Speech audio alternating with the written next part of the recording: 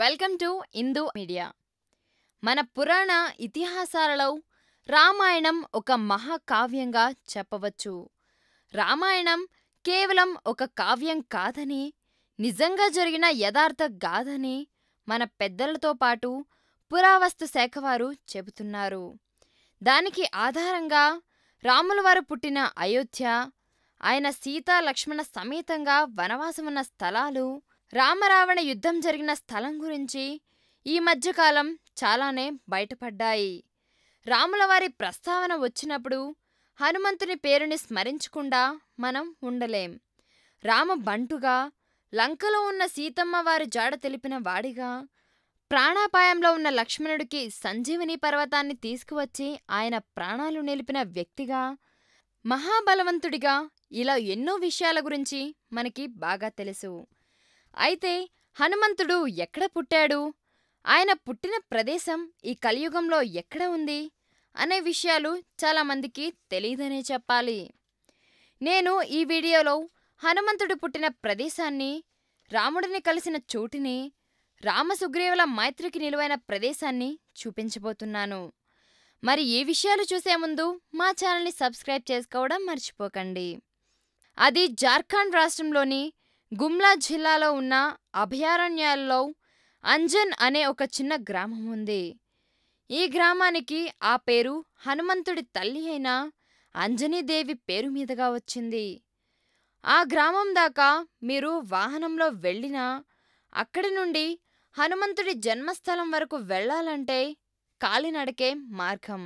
కొండలలో, అడవులలో నడుస్తూ కొంచెం దూరం వెళ్ళాక ఒక గుడి దర్శనమిస్తుంది. దట్టమైన అడవి మధ్యలో ఉన్న ఈ గుడిలో అంజనీమాత బాల హనుమంతుడిని ఎత్తుకున్నట్లు ఉండే విగ్రహం ఒకటి ఉంటుంది. భక్తులు ఈ ఆలయంలో హనుమంతునితో పాటు అంజనీదేవిని కూడా ఎంతో భక్తి శ్రద్ధలతో కొలుస్తారు. ఈ గుడి దగ్గర నుండి ఇంకా 2 మైళ్ళ పాటు కొండలలోకి నడిస్తే అక్కడ ఒక గుహ కనిపిస్తుంది.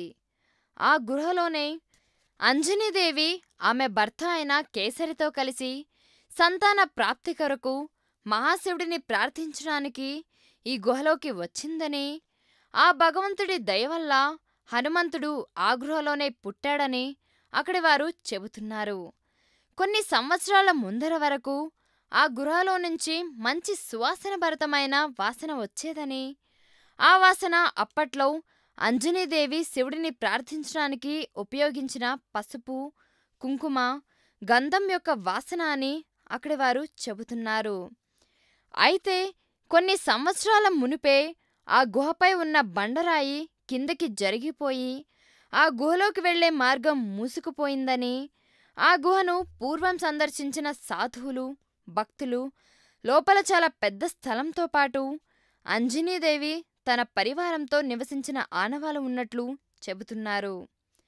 ఈ ప్రదేశంపై పురావస్తు శాఖ వారు చాలా పరిశోధనలు చేసి అక్కడ దొరికిన కొన్ని ఆధారాలను పాట్నా మ్యూజియంలో ఉంచారు. అంతేకాదు, రామాయణంలో చెప్పబడిన పంపాపూర్ కూడా ఈ ప్రదేశంలోనే ఉందట. ఈ ప్రదేశంలోనే హనుమంతుడు శ్రీరాముణ్ణి తొలిసారి కలుసుకున్నాడట. ఈ ప్రదేశాన్ని ఇప్పుడు పాల్కోట్గా పిలుస్తున్నారు. అక్కడికి కొద్ది దూరంలోనే కిష్కింధ సామ్రాజ్యం ఉందని, ఆ ప్రదేశంలోనే రాముడు సుగ్రీవుణ్ణి కలిసినట్లు, ఆ ప్రదేశంలోనే వాళ్ళని అంతమొందించినట్లు అక్కడి వారు చెబుతున్నారు. దానికి ఆధారంగా ఆ ప్రదేశంలోని కొన్ని గృహాలను కూడా చూపిస్తున్నారు. అయితే ఈ ప్రదేశాలు నిజంగానే రామాయణ కాలం నాటివా కాదా అనే ప్రశ్నలకు ఇంకా సరైన సమాధానం దొరకలేదు. అయితే అక్కడి ప్రజలు హనుమంతుడి బాల్యం, రాముడితో స్నేహం లాంటి అధ్యాయాలు అన్నీ ఆ ప్రదేశంలోనే జరిగాయని గట్టిగా నమ్ముతున్నారు. మన పురావస్తు శాఖ వారు ఈ ప్రదేశాన్ని మరిన్ని పరిశోధనలు చేసి అసలు నిజాలు బయటపెట్టాలని ఆశిద్దాం. ఈ వీడియో గురించి మీ అమూల్యమైన సలహాలను, సూచనలను కామెంట్ చేసి మా ఛానల్ని సబ్స్క్రైబ్ చేసుకోండి.